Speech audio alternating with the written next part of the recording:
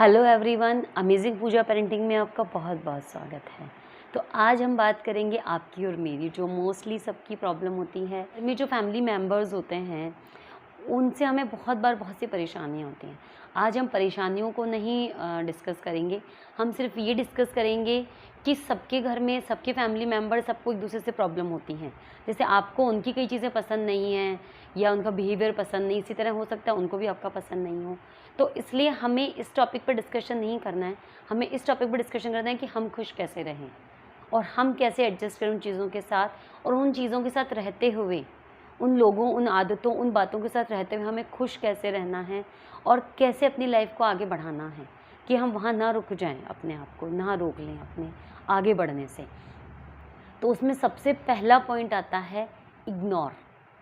सबसे इम्पॉर्टेंट, सबसे बड़ा पॉइंट है इग्नोर करना। जब आप सालों साल एक परिवार में बिता लेते हैं, आपको पता चल जाता है सबका नेचर कैसा है, क्या है, तो आप पहले से एज्यूम कर लेती हैं कि हाँ ये ऐसे करेगा, ये ऐसे। हस्बैंड वाइफ, सास ससुर, ननद देवर और देवर देवरानी, बच्चे, अपने खुद के बच्चे, कोई भी हो सकता है।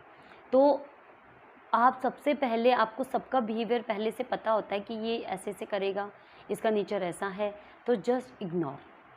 वो करे इग्नोर, अपना आगे चलो, न झगड़ा हो न आप उसको मन पे लो। इग्नोर करने का मतलब यही होता है कि इसकी आदत है, ये ऐसे ही करेगा, उसे मुझे अपने मन पर नहीं लेना है, तो बोलता रहे, चुप रहो बस। आप जवाब भी मत दीजिए, क्योंकि अगर आपने सामने जवाब दिया तो फिर झगड़ा क्रिएट हो जाता है और वह हम नहीं चाहते हैं। हम चाहते हैं शांति रहे। सेकेंड पॉइंट इज़ थोड़ा सा एडजस्टमेंट करना होता है। हम क्या छोटी छोटी बातों को लेकर ज़्यादा परेशान होते हैं, स्पेशली हम फीमेल्स। बच्चों की आदतें बहुत अच्छी डालनी है। अरे जूते चप्पल यहाँ क्यों फैले पड़े हैं, अरे ये घर इतना बिखरा हुआ है, ये टाल यहाँ नहीं रख सकते थे क्या। आपने बोला बोला बोला, बहुत सालों तक बोला सबको, चाहे बच्चों को, चाहे हस्बैंड को, चाहे जिसको भी बोलना था बोल दिया। अब दो ही पॉइंट हो सकते हैं कि या तो आप वो काम कर दें और या फिर आप उसको अवॉइड करें। अगर आप अवॉइड कर सकते हैं, आप नहीं कर सकती कि ये तो मेरे बस का नहीं है, तो जस्ट अवॉइड, ठीक है, होने दो, क्योंकि आप कर नहीं सकते, वो कर नहीं रहे हैं, तो उस चीज़ के लिए परेशान होने से भी क्या मतलब है। और अगर आप कर सकते हो तो उससे बेस्ट कुछ है ही नहीं। आप अपना मेंटली डिस्टर्ब होने से बेटर है कि उसको उठाओ, सामान को रख दो, बात ख़त्म। क्योंकि आप भी तब तक ही करोगे ना जब तक आप हो। अगर आप घर में हो, आप हेल्दी हो, आप इस दुनिया में हो, जब तक आप कर रहे हो, नहीं होगे तो कैसे करोगे। थर्ड पॉइंट आता है कि कई बार बातें लोग हमें कमेंट करने के लिए बोलते भी हैं और कई बार वो हमें कमेंट नहीं कर रहे होते हैं, लेकिन हम एज्यूम कर लेते हैं कि ये तो मुझे ही बोल रहा है। जैसे आपकी सास के साथ आपकी नहीं बनती है ज़्यादा, तो वो आपको ऐसे ऐसे कुछ टोका टोकी करती रहती हैं।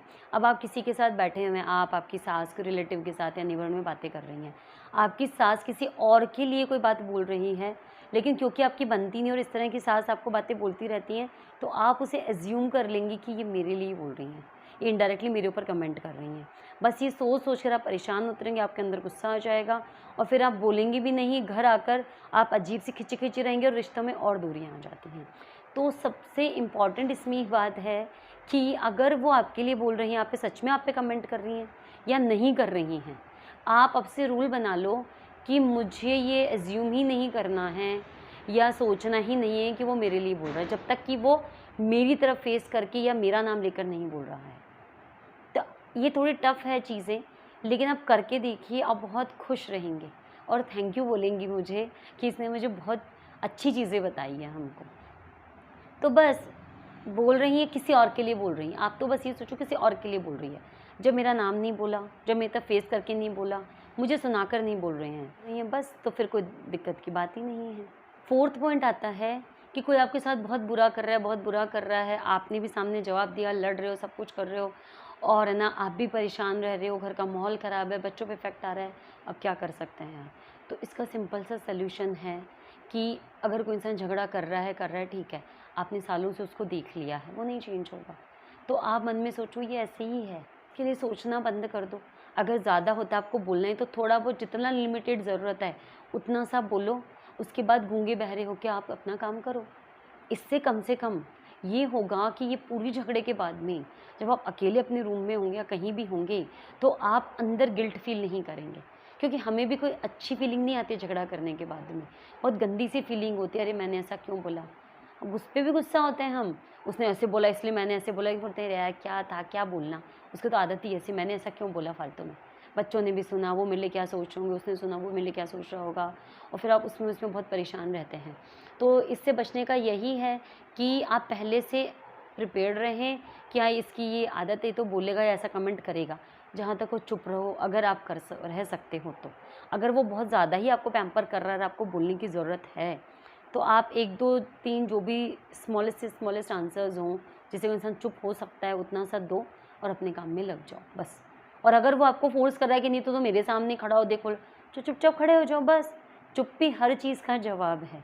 और बड़े से बड़ा झगड़ालू इंसान भी बोलते जब कोई सामने बोलेगा ना, थक के फिर चुप ही हो जाता है, या फिर कमेंट करेगा आपको कि हाँ, तू तो सुन रहा है, तू तो नकटी है, या जो भी कुछ है इस तरह के बैड वर्ड्स यूज़ करेगा।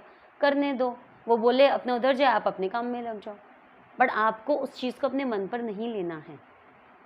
आपको ये सोचना है ठीक है, वो मेरे लिए ऐसा सोचता है, उसके बोलने से मैं तो ऐसा नहीं हो जाती हूँ ना। मैं जो हूँ वो मुझे पता है, बस। और सबसे लास्ट चीज़ आती है, हमें अपने कर्मों पे ध्यान देना है।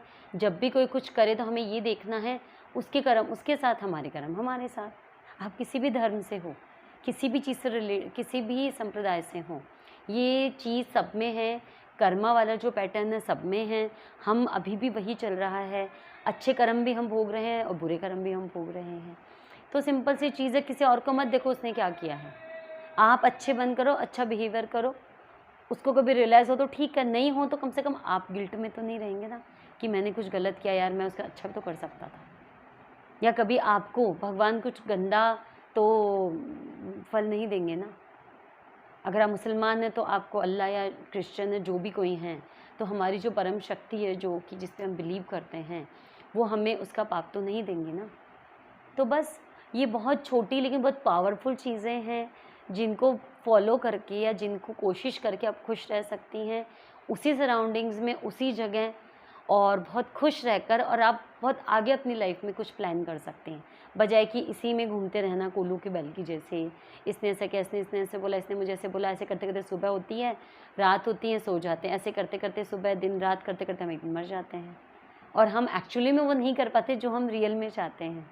तो इन इधर उधर की साइड गंदगी को आप साइड में करो और अपने रास्ते पर आगे चलते रहिए। करना टफ है, लेकिन धीरे धीरे प्रैक्टिस से आ जाएगा, इतना मेरी गारंटी है आपसे। तो आज के लिए इतना ही। राधे राधे, जय श्री कृष्ण।